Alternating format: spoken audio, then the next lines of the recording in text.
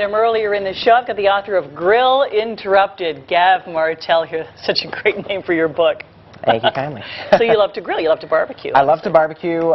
Anything on the grill, that's really where my passion lies, but obviously, you know, there's other stuff that goes on in the kitchen and some really great recipes there too. So. Well, that's interesting because with Mother's Day on Sunday, you're trying to help the guys come up with something good to make. I'm surprised we're not doing a barbecue segment, but this is good too because there's nothing more comforting than a plate of pasta. That's right, and you know what? Pretty much every recipe I make, I try and, there's two rules. It has to be simple and it has to be delicious.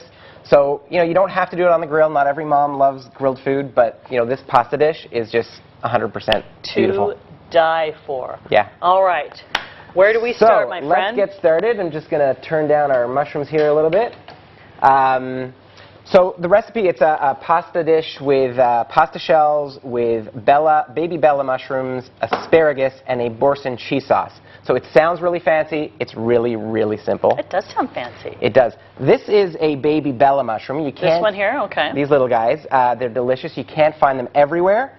But if you can't, you can go with just a regular portobello mushroom. Okay. And, you know, for dads who haven't seen these before, you just pop off the bottoms. You're not going to eat that. And then you're off and away slicing here and good to go.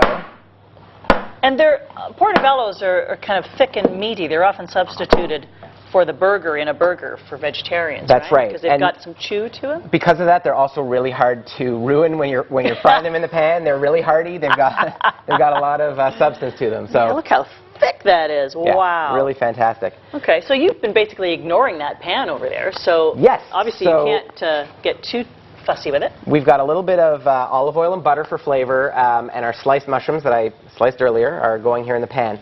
So to make our sauce, we're just going to throw in two ingredients, and that's it. So the first one is a little bit of stock. You can use vegetable stock or chicken stock, and I'll let you go ahead and do that, Val. Okay. And yes, you can buy this at the store already made, right? You don't have to be, the guys don't have to spend all weekend boiling a chicken and some carrots. No, you can get the ready-made stuff, you can get the powdered stuff. You can't ruin this recipe. It's really that easy to make. For the cheese, I've used a beautiful pepper Boursin cheese. If you can't find Boursin cheese or you're intimidated because it sounds fancy, you can use any of the flavored cream cheeses. So like if your wife likes sun-dried tomatoes or garlic, just get the cream cheese that's her flavor. Really? Yeah. In the little tubs or That's whatever. right. Yeah, one tub and you're good to go. You can add this stuff to mashed potatoes and all sorts of things. It's unbelievable. It's really tasty. So let's add in the cheese here. Okay. And we didn't have to saute the mushrooms for too long? I sauteed the mushrooms. It's about 8 minutes to saute them beforehand. Okay. And then we add in the sauce. All right. Can I just use any of these implements? Yeah. No problem. These are fun accessories that you've brought with you. I love this blue spoon. Really, really nice. Salter and Tivolo. They're all really colorful, vibrant. So I've got them all in my kitchen at home. It's great. So yeah, the sauce now is done. You can just let it sit and heat on the stovetop. That cheese is going to melt down and just create a wonderful thick sauce. Really great. And the black pepper in it just really bursts with flavor. So. And you don't have any tricky things, like there's no onions that they've had to cut. There's no tomato. No chopping, no crying as you cut onion. No chopping, other than the mushroom.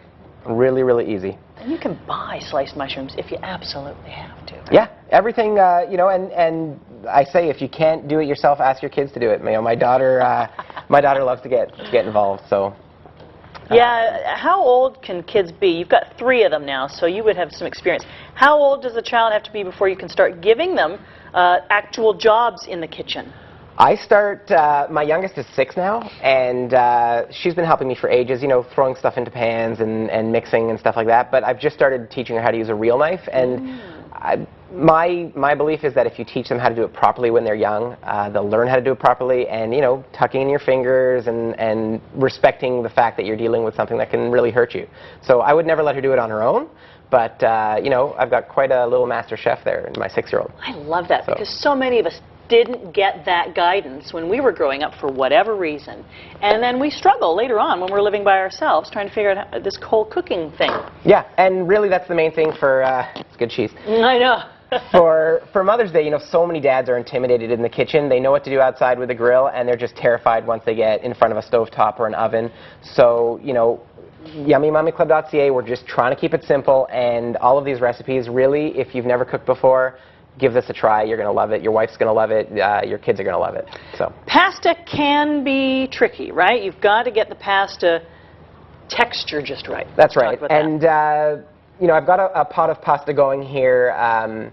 You can really, most of the packages will come with directions on them, but you have to taste it as you go. As you get within 3 minutes of its doneness, you want to taste it. It's going to keep on cooking a little bit after you take it off the stove. So if you're going for al dente, you want it to be a little bit chewy as you bring it off, and it's going to cook a little bit more in the sauce. It's going to cook a little bit more just from the heat that it has when you drain it. For some reason, we used to be taught to rinse pasta, but I've learned recently that that's not correct, is it? It depends on what your sauce is, but the starches in the pasta really help the sauce stick to the pasta. So really great if you can avoid it. And a lot of recipes now will also tell you to keep some of the water from the pasta, because you can add that to your sauce if you need to thin it a little bit. So like the actual water from the pot. That's right. With the salt that you've added. The salt, the starches, the flavor. Yeah. So Okay. So let's head back over here to our chopping board for a second. Oh, we're going to chop some more. We'll leave our sauce here. And one of the wonderful things is it is asparagus season. So I've made this mushroom and asparagus dish because asparagus is so fantastic right now. One of the great tips with asparagus, if you don't want the woody ends, a lot of people, you have this great piece of asparagus, then you got to chew your way through the woody stalk. You just pop off the bottom. How easy is and that? Asparagus will tell you exactly where it's going to go. There you go. We'll tell you exactly where. And what we've done is we've chopped it up into some bite-sized pieces. Okay. And like we said, we're going for really simple here. So we're going to actually cook that in the same pot that we are making our pasta. Love that. Right? Easy? Because that's the other thing that is tricky about cooking, is getting everything done at the right time. But if it's all in the same pot, That's right. then you can't mess it up. And, my wife's main complaint, as great as I am cooking in the kitchen, is that I'm terrible at cleaning up. So if I can make dinner with 2 dishes, that's 2 that I've got to clean, and we're good to go. There you go. That was a very sharp knife. Yes. Yes, a 6-year-old. He lets 6-year-olds. Maybe not that one, but... Daddy, can I play with the knives? Okay. So the pasta, if you're cooking pasta for about 8 or 10 minutes, if it's fresh, it might be a little bit less. You're going to throw your asparagus in about 4 minutes before your pasta's done. Okay. So we're just going to go ahead and... Oh, you're pouring it in the pasta water. The exact I was expecting same... it to go in there. No, it just goes in with our pasta. We can drain it then with our pasta. And again, it's so easy. Aren't you clever? So What type of what's this shape? this is a medium to large shell.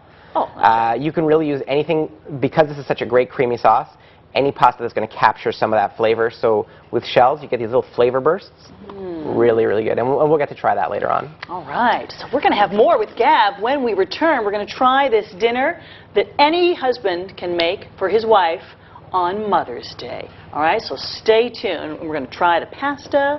We're going to have some wine, too. We can, yeah. Oh, why sure. not? Why not? All right, more with Gab when we return. Daytime Toronto continues. Coming up. All right.